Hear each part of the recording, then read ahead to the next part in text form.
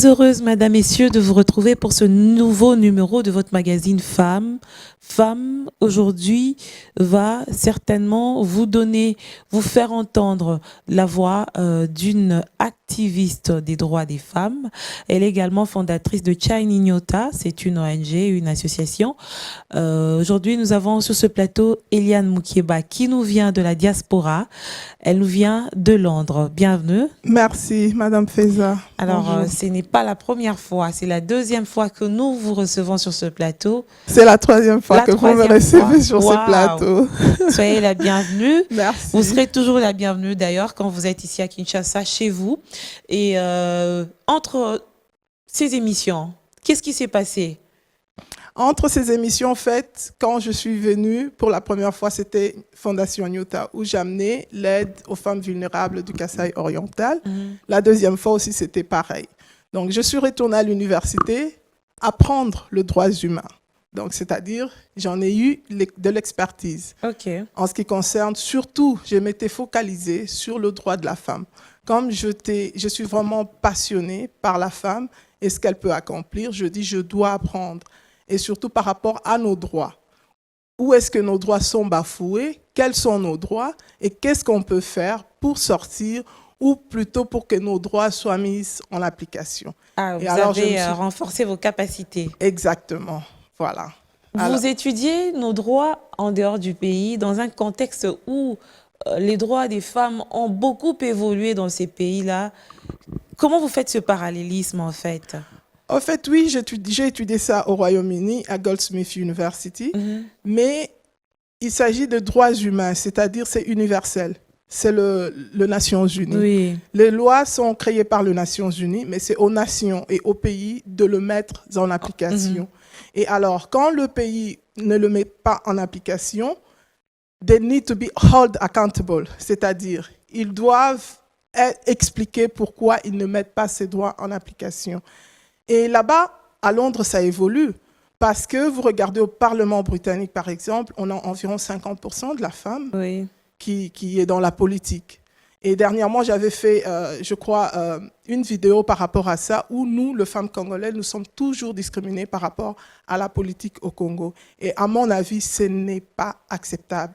Il faudrait que les femmes se lèvent pour leurs droits. Il y a à boire et à manger sur cette question. Oui. Il y a la part de l'État, mais l'État, quand même, sur le plan législatif, a donné des garanties. C'est-à-dire que la parité est rassurée par la Constitution. Donc, sur ça, il n'y a pas de débat. Mais seulement la mise en application au niveau des politiques pose problème. Ça, c'est une part des responsabilités. Il y a aussi une part des responsabilités du côté des femmes. Ah, là, vous avez tout à fait raison. Ça, je suis tout à fait d'accord avec vous. Il y a l'État, ils promettent, oui. Et je voyais, on suit, qu'on soit en Angleterre, on suit tout ce qui se passe ici. Les élections, tout ce qui s'est passé. Maintenant, on attend le gouvernement. On était tous là contents, mais oui, on aurait peut-être 50% de la femme au gouvernement. Et les gouvernements qui sortent, je ne sais pas si on a 30 ou je ne sais pas si c'est moins de 30, mais ça reste encore un problème. C'est bien de dire les choses, mais la mise en application, c'est ce qui est plus important. Pourquoi nous, on doit rester en arrière par rapport aux autres pays? On peut parler de l'Europe, oui, mais parlons même de l'Afrique. Comparons les Congo au Kenya, comparons les Congo au Gabon, comparons les Congo à d'autres pays africains. Mozambique, Afrique du Sud, Namibie. Voilà. Vous partez au Rwanda, par exemple, c'est les femmes qui sont autour du président rwandais. Dans l'administration aussi. Et dans l'administration et partout, ils représentent même leur pays au niveau international. Et l'autre fois, je faisais un constat, je voyais le président Tshisekedi qui était allé au Kenya. Et je vois le président kenyan, autour de lui, il n'y avait que des femmes. Et autour du président Tshisekedi, il n'y avait que des hommes. Je dis, mais ça, c'est un problème. On a un sérieux problème. Est-ce qu'il y a des compétences? Merci, tu es là. Pourquoi pas? Il y a de femmes très compétentes ici. Logiquement, qu'est-ce qui nous bloque? Mais je crois que beaucoup de femmes, je crois que c'est une agence des Nations Unies qui a un peu fait de survey, c'est comme l'investigation pour comprendre pourquoi les femmes ne veulent pas faire de la politique, par exemple. Et plusieurs femmes ont répondu, c'est genre, non, je ne veux pas faire la politique parce que mon mari ne veut pas que je fasse la politique. Les autres disent, quand une femme fait de la politique, une chasse gardée des hommes, quoi. Voilà, où elle sera vue comme une prostituée, par exemple, où il faut qu'elle sorte avec des hommes politiques pour avoir une position. Mais non, on doit dépasser. Ce qui n'est pas faux. Oui, ce qui n'est pas faux, oui, c'est vrai, mais si on allait un peu plus loin, toutes ces choses, c'est de harassment. Mais en tant qu'une femme, si un homme politique te demande d'avoir une relation avec lui pour pouvoir te donner une certaine position, mais ça, c'est un problème. Ça, c'est un harassment. Qu'est-ce qu'il faut faire? Bon, c'est peut-être par rapport à notre pays où nous sommes avec toutes ces choses. Le problème, c'est qu'il faut juste que nos lois marchent. Ça, c'est un problème. Jusqu'à ce qu'on mette toutes les lois et les règles en marche. Alors là, quand une femme, par exemple, on lui pose un problème alors qu'elle veut faire de la politique, alors là, elle pourrait vraiment se défendre et même aller plus loin pour aller en justice avec ces cas. Au Royaume-Uni, ça ne se passera jamais comme ça. Si tu as un problème ou que ton boss te demande de sortir avec lui pour te donner une certaine position, ça, c'est ton droit d'aller te plaindre. Tu comprends? C'est un harcèlement. Mais oui, ça, c'est un harcèlement. Absolument un harcèlement. Mais nous, ici, la culture ne nous aide pas beaucoup dans la mesure où la femme se dit, mais c'est son droit, s'il a ses sentiments, il peut exprimer ses sentiments. Je ne dénonce pas. La culture ne permet pas à la femme de... Je pense que c'est aussi par ignorance. Je pense que c'est par ignorance. Aussi, je me dis, les femmes de ces pays sont quand même très vulnérables. Il y a un problème de pauvreté ici. Je ne sais pas si les gens se rendent compte, mais on a un problème de pauvreté. La pauvreté est énorme, très énorme. J'étais allée à Mbujimayi. Malheureusement, ma mère venait de mourir pour enterrer ma mère. Paix à son âme. Merci. Et il y a quelques années, cette ville était le coffre-fort du Congo. Avec l'Amiba. Avec l'Amiba. C'est là qu'on exploitait le diamant. Et même le pays dépendait de l'Amiba. Et je suis partie. L'Amiba ne fonctionne pas plus. Et la crise qu'il y a dans cette ville, l'endroit du deuil devenait l'endroit où tout le monde venait manger. Les gens qui ne demandaient pas demandent maintenant. Et tu sens cette pauvreté énorme. Moi, je me rappelle être passée dans cette ville à une certaine époque, dans la mesure où mon père est militaire. On a fait beaucoup de villes du Zaïre à l'époque. Et j'ai étudié à l'école de post-Miba, si je me trompe bien, c'est comme ça qu'on appelle ça. Très bonne école. Une très, très bonne très école. Bonne école. Mais parmi les meilleures écoles de la République démocratique du Congo à l'époque. Effectivement. Mais tu en avais eu la chance, ça c'est une très bonne école. Tout le monde qui sort de cette école, c'est-à-dire ça c'est même la base même d'un enfant ou même d'un adulte. Donc quand tu es enfant, c'est là que tu reçois ta base. Donc c'est cette pauvreté qui influe sur l'ignorance de la femme. C'est-à-dire, oui, c'est cette pauvreté, c'est-à-dire elle se sent dans un état vulnérable. Et des fois, elle veut l'apparence, elle veut apparaître. Qu'est-ce qu'elle va faire? Elle veut être comme des autres copines, elle veut rouler en voiture, elle veut de l'extravagance. Alors, il faut se donner, il faut accepter l'inacceptable parce qu'on a juste besoin de ces moyens, on a besoin de l'apparence, on a besoin de tout ça. Accepter l'inacceptable, comme vous avez dit tout à l'heure, Eliane, au point d'aller même dans un mariage sans consentement. Sans consentement, malheureusement sans consentement, c'est-à-dire pour elle, le mariage devient un confort. Un atout. Oui, un atout. Alors que des fois, je vois un monsieur qui est très vieux avec une jeune fille de 20 ans. Je me dis, ils vont parler de quoi? Et le quart même, où le monsieur, c'est vraiment un grand politicien, et la dame, mais peut-être elle n'a même pas un diplôme d'État, ils vont parler de quoi? Le quart même au niveau intellectuel, mais tu te dis que cette fille, elle est allée, qu'est-ce qui l'a motivée à aller dans ce mariage? C'est les conforts. C'est cette vie-là de meilleure maison, meilleure voiture, l'apparence. Mais essayons de trouver justement des solutions. Vous et moi, nous sommes là pour réfléchir, pour que la donne puisse changer dans les jours à venir. Parlons de ce qui nous concerne, nous les femmes, par rapport à notre responsabilité. Les politiques, l'État a ses responsabilités, mais parlons d'abord de nous. Dans ce cas où, dans un milieu où l'ignorance est vraiment très, très, très assortie, parce que la pauvreté règne, parce que les femmes n'ont rien à dire, parce qu'elles sont faibles, il n'y a pas de pouvoir d'achat, comment elles vont justement trouver des solutions pour s'en sortir? Il faut éduquer. L'éducation, that's the key. Il faut éduquer. Comme je dis de l'activisme, il faut parler de ces choses. Nous, vous et moi, nous sommes la voix de celles qui n'ont pas de voix. Peut-être qu'elles ne connaissent pas ces choses. Peut-être qu'elles n'ont jamais entendu parler. Peut-être qu'elles ne savent même pas qu'elles ont le droit.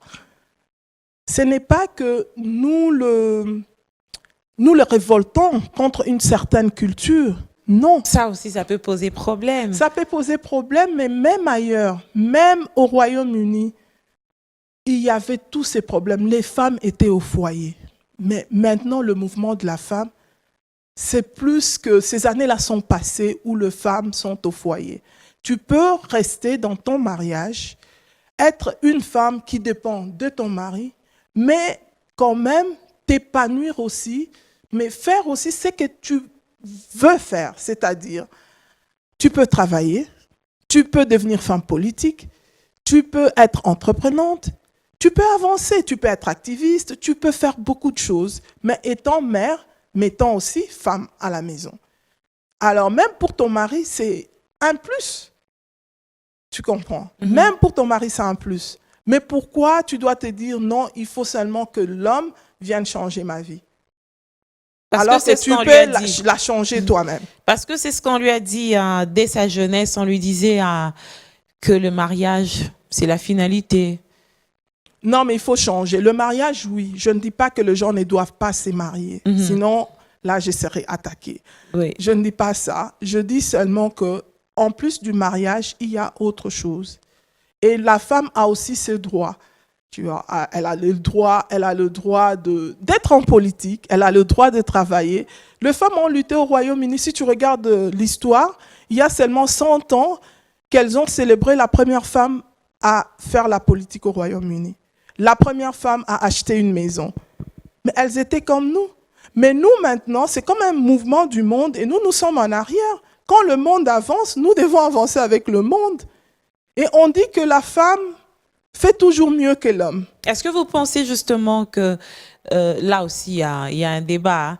Vous pensez que nous sommes sur une bonne voie par rapport à cette autonomisation de la femme, par rapport au respect des droits des femmes? Est-ce qu'il y a eu une évolution?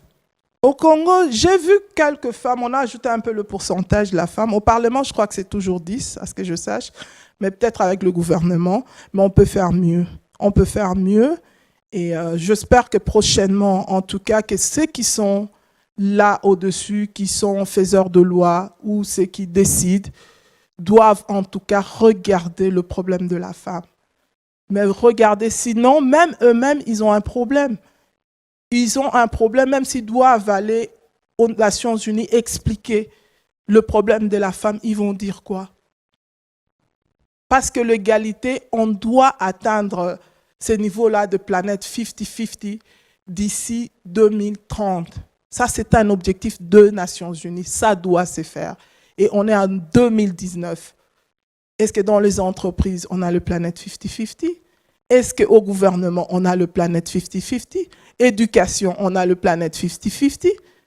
Planète 50-50 sur base des compétences. Hein. Oui, mais est-ce qu'il n'y a-t-il pas de femmes compétentes dans ce pays? Mais si, j'en rencontre tout le jour. Il y en a beaucoup. Il y en a beaucoup. Seulement, il faut le trouver. Mais aussi, il y a une dame, je crois que c'est la première femme noire à postuler comme présidente des États-Unis.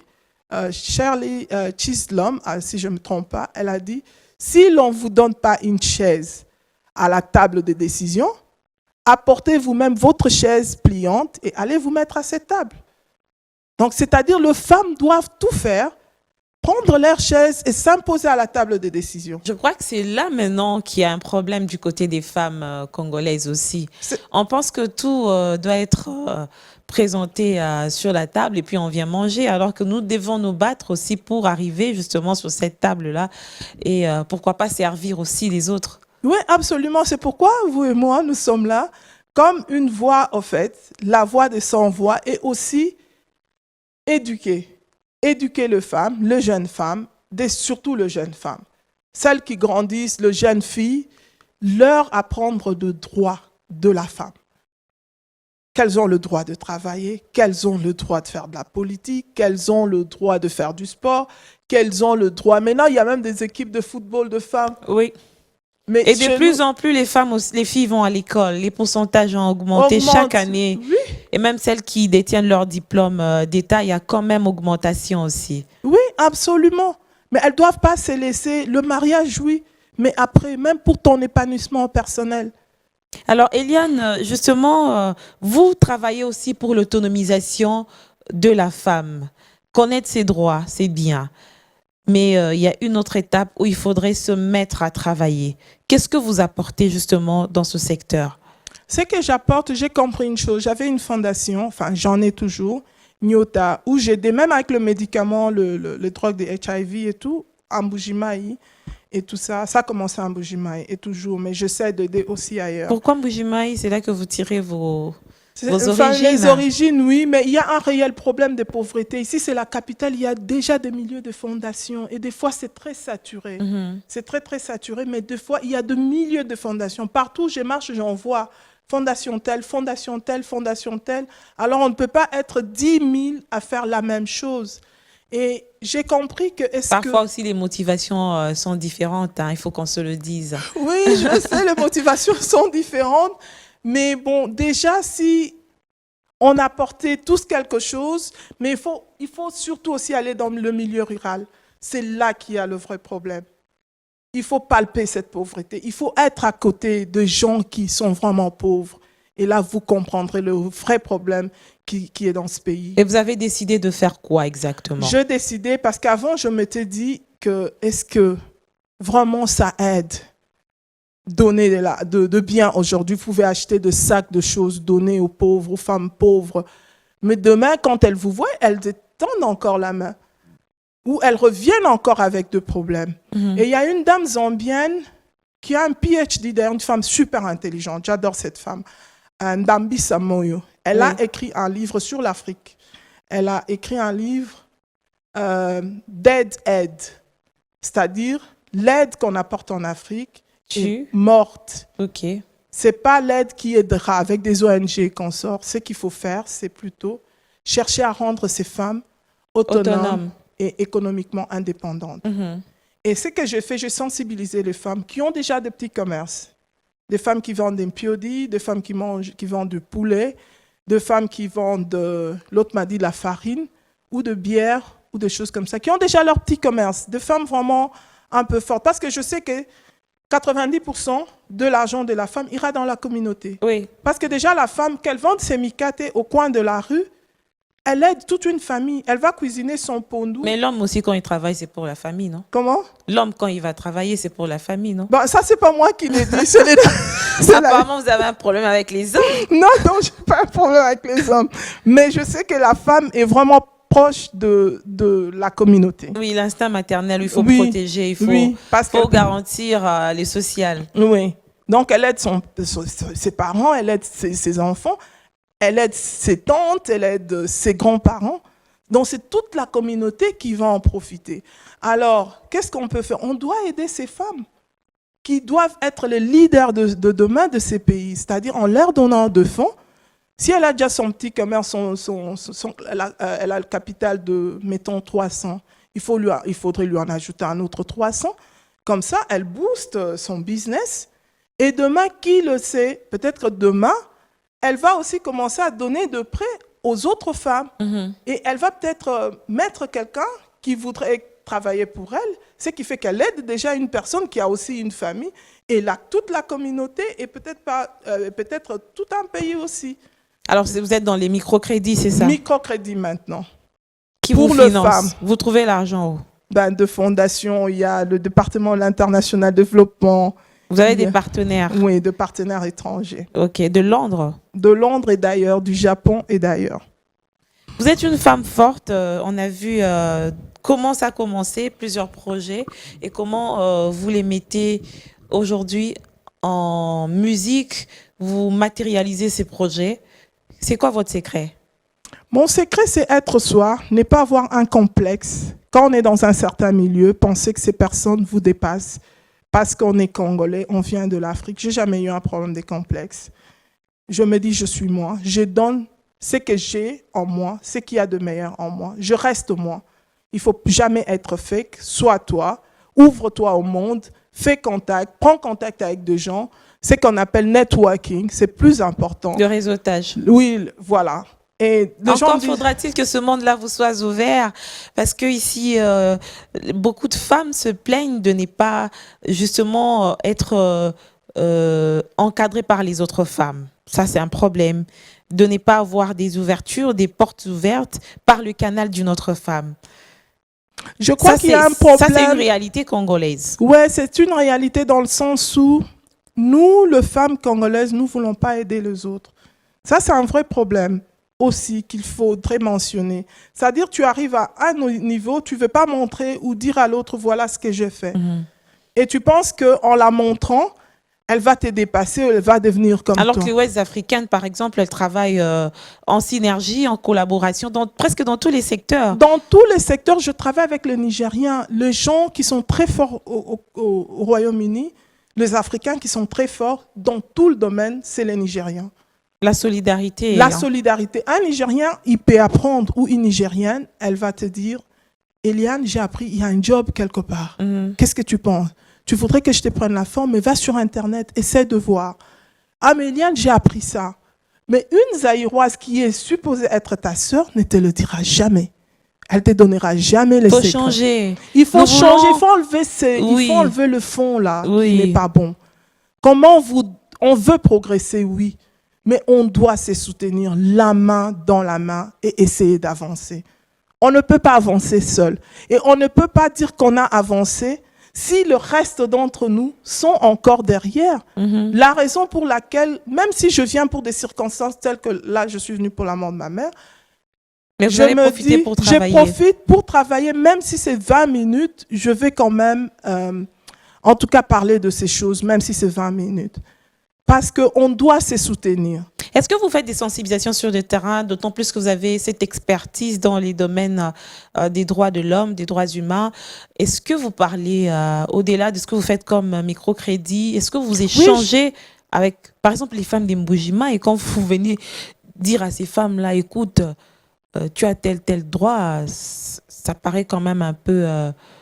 Oui, je leur ai parlé. Absurde pour je leur ai parlé, j'ai même la vidéo, je leur ai parlé, j'ai parlé avec ces femmes, d'ailleurs qui devraient avoir le micro-crédit, mais je leur ai aussi parlé de connaître leurs droits, de savoir que travailler c'est un droit. Ce n'est pas que... Une faveur. Ouais, ce n'est pas une faveur, c'est un droit au fait. Ce n'est pas que les gens nous font de faveurs, non. Même dans nos constitutions, laissons même les Nations Unies, même ici, alors qu'on ne vous montre pas que tu dois être seulement à la maison. Mais des fois, tu es là, tu es en train de galérer. Mais lève-toi, commence ton chant. Pourquoi Mbujima est par terre aujourd'hui? Parce que tout le monde était là sur le diamant. Mais quand il n'y a plus de diamant, quand on n'exploite plus le diamant, c'est la misère. Est-ce qu'ils ont compris? Est-ce que les gens commencent à changer la tendance? Mais non, il fallait éduquer les gens que même derrière chez toi, tu peux faire un potager. Tu peux élever des poules, tu peux faire quelque chose. N'attendez toujours pas qu'on vienne le faire pour vous. Et il y a des enfants comme ça qui meurent malnutris alors qu'il y a des solutions. Il y a des solutions. Tu vas, on est allé enterrer ma mère à 15 km de Mbujimaï. C'est tout vert, c'est beau à voir. Mais pourquoi on ne peut pas exploiter cette terre? Pourquoi on ne peut pas faire l'agriculture? Pourquoi on ne peut pas avoir des petits trucs comme ça dans la tête qui vous viennent? Il faut faire ça, il faut faire... Pour juste éviter cette pauvreté. C'est possible. C'est possible, mais il faut l'éducation. Il faut vraiment éduquer les gens. On compte sur vous, Eliane Moukébal. On espère que ce que vous êtes en train de s'aimer aujourd'hui comme grain portera justement des fruits dans les jours à venir. Est-ce que vous avez d'autres projets qui hantent votre esprit ou des rêves que vous voulez réaliser dans les jours à venir? À venir, je pense quand même commencer à retourner très souvent. Parce que plus on reste là, je dis, oh ben, je vais commencer à retourner chaque 6 mois, mais je me retrouve, c'est 2 ans. 2 ans après, oui, ouais, quand même, c'est beaucoup. Ouais, c'est beaucoup. Alors, on ne peut pas réaliser ce qu'on veut quand on revient chaque 2 ans. Il faut que je commence à retourner, surtout avec les microcrédits, il faut que je commence à retourner très souvent. Mais pour faire le suivi. Oui, aussi pour commencer quand même à éduquer, faire de meetings et tout ça, éduquer les femmes. Ça c'est très important. Parce que c'est comme je dis, what will be my legacy? Quel serait mon héritage le jour où je partirai de cette terre? Tu vois, le jour où je partirai de cette terre. J'ai vu ma mère mourir. Elle a aidé beaucoup de femmes du Kasaï, mais le témoignage était tellement bon. Et c'est une source de motivation pour vous? Elle est vraiment c'était une femme forte. Elle appartenait à la classe, celle que j'appelle une classe de femmes africaines fortes. Parce que mon père est mort, j'avais 10 ans. Et elle s'est battue pour nous. Elle a tout fait pour qu'on ait la meilleure éducation. Elle a payé nos études dans de meilleures écoles. J'étais à la Bambinière et tout. Ici, à l'époque, ça coûtait les yeux de la tête. Et elle a tout fait pour nous. Elle a aussi aidé les autres femmes. Elle a aidé son ONG. Le femme veuve du Kasaï. À dire, regardez, moi, je suis une veuve, mais je ne me suis pas laissée. C'est peut-être la plus belle maison de Mbujimaï, ou la maison que ma mère a laissée à Mbujimaï. Mais elle a aidé beaucoup de veuves de là pour dire, je suis veuve ou j'étais veuve, mais regardez ce que je suis devenue. Ma mère était juge, tu vois. Donc, elle a fait beaucoup de choses. Et pour moi, en tout cas, il faut faire quelque chose, il faut essayer d'avancer, il ne faut pas baisser le bras. Les femmes doivent s'élever, elles doivent s'élever, c'est le leader de demain. Je crois que j'ai suivi l'interview de Christine Lagarde, et ça c'était aux États-Unis. On lui dit, mais pourquoi on vous a donné la Banque mondiale alors qu'elle partait en faillite? Et alors elle dit, mais ils ont compris que les hommes, ils détruisent et les femmes redressent les choses. Voilà que j'ai redressé les choses. Pourvu que ce soit le cas pour ces femmes de la République démocratique du Congo, sur qui nous pouvons compter et sur qui nous comptons déjà actuellement. Eliane Moukeba, cette émission est finie. Vous avez beaucoup à dire. Vous serez toujours la bienvenue sur ce plateau dans la mesure où votre message porte et votre message a beaucoup d'importance pour sensibiliser les femmes à leur autonomisation, à leur auto-prise en charge et surtout à se connaître par rapport aux droits qui régissent justement les femmes en République démocratique du Congo. Merci d'avoir répondu à notre invitation. Merci beaucoup, Madame Feza. Merci. Merci aussi à vous, chers téléspectateurs.